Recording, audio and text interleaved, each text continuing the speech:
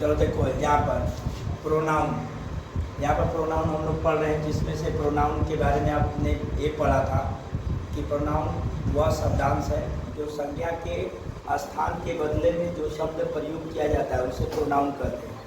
अब यहाँ पर pronoun he, she, it, they, you, we, it, ये प्रोनाउन है। इनका प्रयोग हमेशा हम लोग संज्ञा के स्थान पर करते हैं। तो यहाँ पर ये प्रोनाउन के कुल 11 प्रकार होते हैं। 11 प्रोनाउन के प्रकार होते हैं, जिनमें से हम लोग नॉमिनेटिव केस का प्रयोग यहाँ पर देख रहे हैं। तो नॉमिनेटिव केस का प्रयोग कुछ नियमों के साथ किया जाता है, जिनमें से नियम नंबर 1, किसी भी सेंटेंस के सब्जेक्ट के रूप में नॉमिनेटिव केस का प्रयोग किया जाता है। नॉमिनेटिव का मतलब होता है जो वाक्य का मुख्य कर्ता होता है। जैसे यहाँ पर ही है, सी है, इट है, दे है, यू है, वी है। तो यह वाक्य का मुख्य कर्ता है जो नाउन के बदले लगा है, तो यह नॉमिनेटिव है। इसी का प्रयोग किसी भी सेंटेंस में कर्ता के रूप में किया जाता है। जहाँ पर 2 या 2 से अधिक प्रोनाउंस कंजक्शन का स्थान लेते हैं। कंजक्शन का मतलब ये होता है कि जो जोड़ने वाला वाक्य को होता है। तो यहाँ पर कंजक्शन क्या है? एंड है। एंड क्या है? कंजक्शन है, कंजक्शन है। तो यहाँ पर हमारा नॉमिनेटिव केस क्या है? यू और ही। तो यहाँ पर 2 प्रोनाउन यू और ही एंड से जुड़े हुए हैं। यहाँ पर आपको इनका प्रयोग के बारे में बताया गया था कि 231 का यूज होता है सब्जेक्ट एग्रीमेंट में। तो यहाँ पर 231 का मतलब सेकेंड पर्सन, थर्ड पर्सन और 1 पर्सन। तो यहाँ पर देखिए, यहाँ पर सेकेंड हो गया और यहाँ पर थर्ड पर्सन हो गया। तो यहाँ पर एक रूल जो लगा हुआ है 23 है। तो यहाँ पर हुआ क्या? You and he were good friend. इसका अर्थ है आप और वह वर गुड फ्रेंड, माने एक अच्छे दोस्त थे, यानी आप और वह अच्छा दोस्त थे। अब यहाँ पर है क्या? यहाँ पर 3 नॉमिनेटिव केस का प्रयोग किया गया है। जो पहला यू है, फिर ही है और कंजक्शन एंड है। यहाँ पर कंजक्शन एंड है और यहाँ पर फर्स्ट पर्सन आई है, आर क्लीवर। इसका अर्थ यह हुआ कि आप, वह और मैं चालाक हैं। हम तीनों, यहाँ पर तीनों नॉमिनेटिव केस क्या है?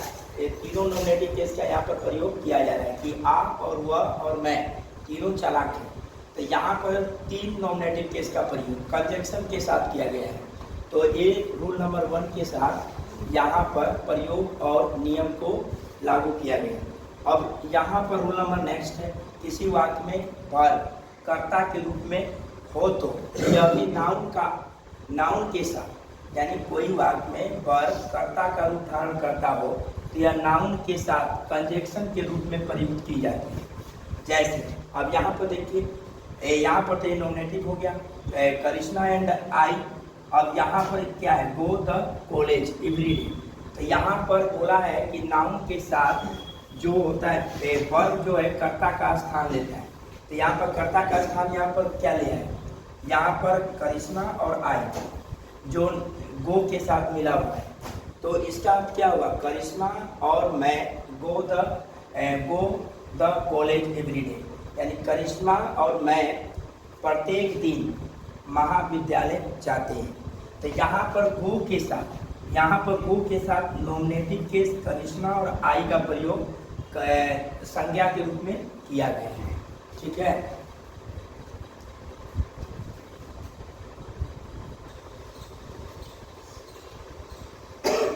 चलिए देखिए इसके आगे वाला रूल। अब यहाँ पर क्या दिया है? टू बी का प्रयोग यदि इंफिनिटिव के रूप में हो तो इसके बाद जो कर्ता होता है या आता है वह कर्ता का स्थान नहीं लेता है, वह नॉमिनेटिव केस होता है। नॉमिनेटिव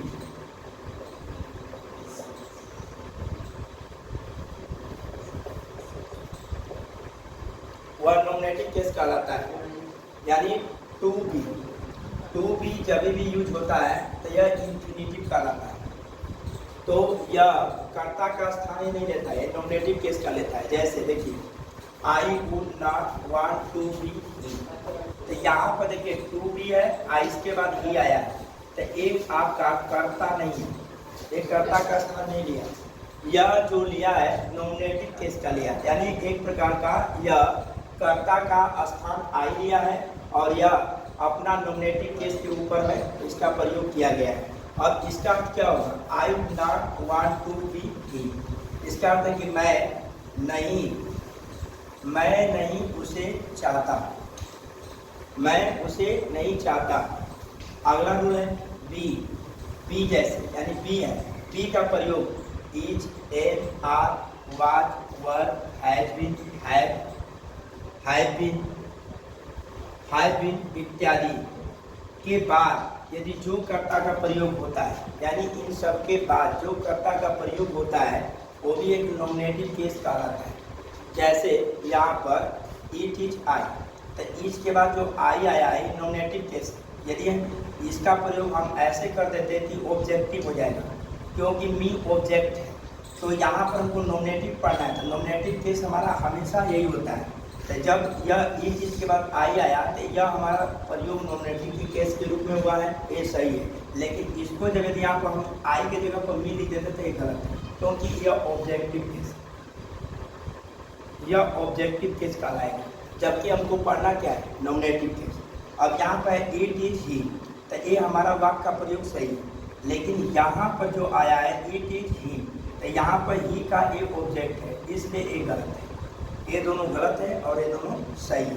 तो इस तरह से जो नॉमिनेटिव केस का प्रयोग था वो खत्म हुआ। अब अगला ऑब्जेक्टिव केस का प्रयोग हम लोग पढ़ेंगे रूल के साथ।